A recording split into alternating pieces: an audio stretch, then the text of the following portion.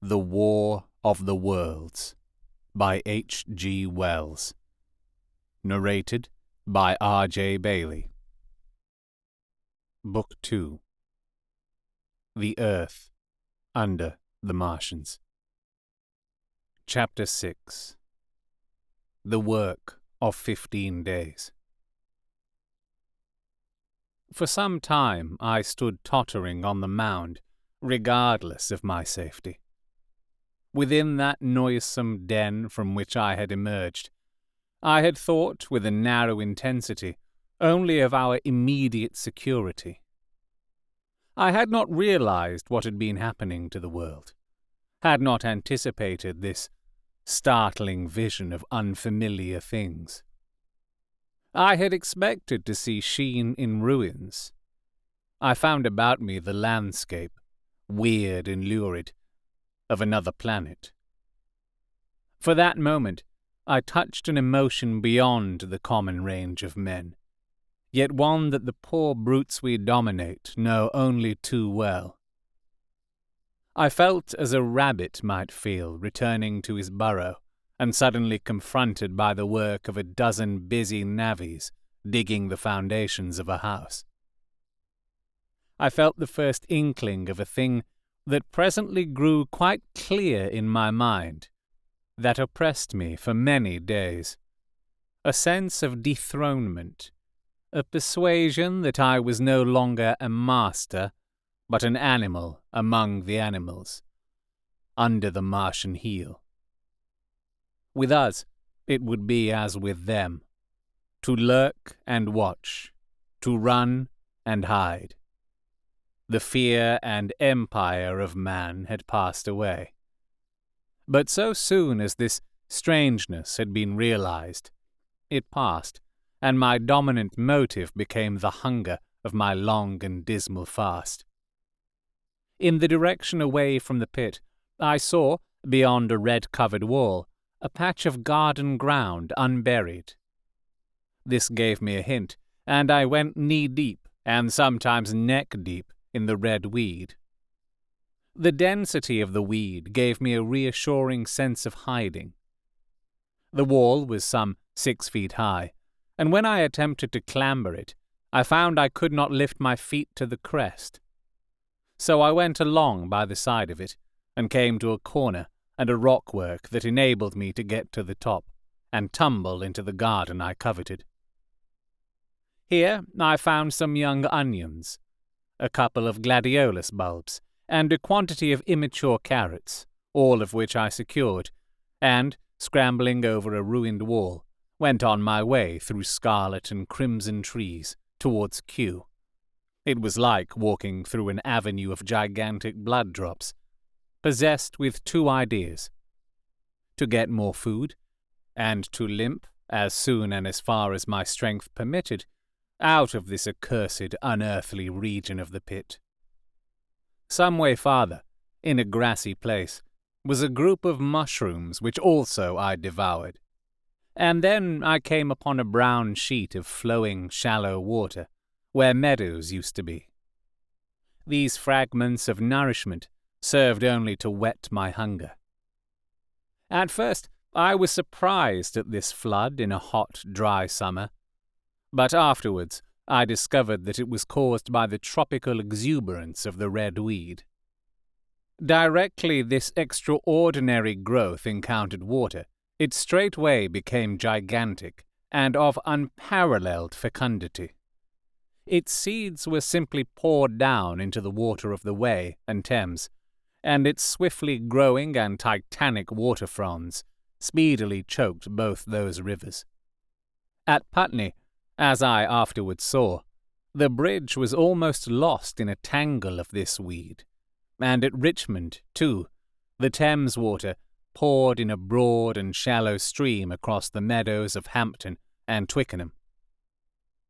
As the water spread, the weed followed them, until the ruined villas of the Thames Valley were, for a time, lost in this red swamp, whose margin I explored, and much of the desolation the Martians had caused was concealed.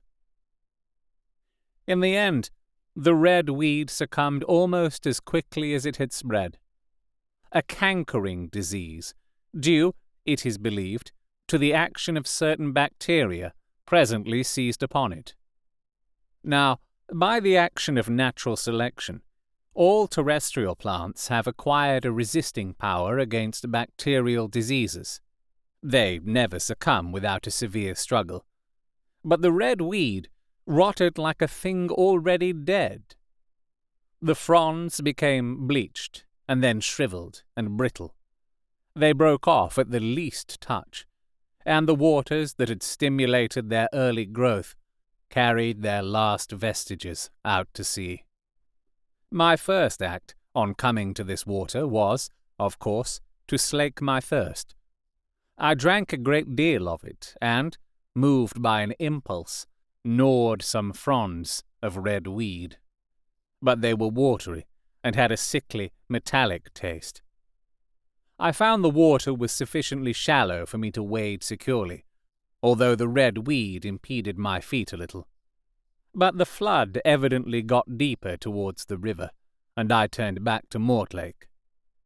I managed to make out the road by means of occasional ruins of its villas and fences and lamps, and so, presently, I got out of this spate and made my way to the hill going up towards Roehampton, and came out on Putney Common. Here the scenery changed from the strange and unfamiliar to the wreckage of the familiar.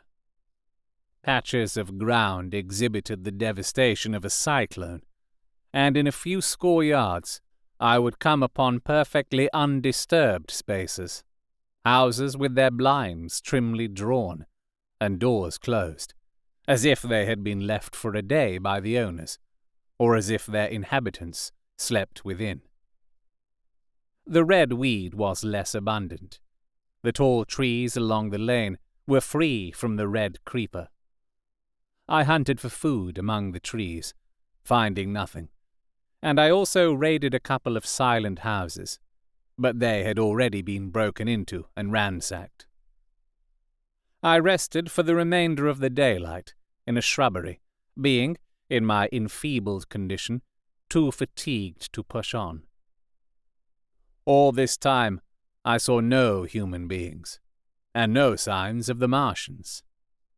I encountered a couple of hungry-looking dogs, but both hurried circuitously away from the advances I made them.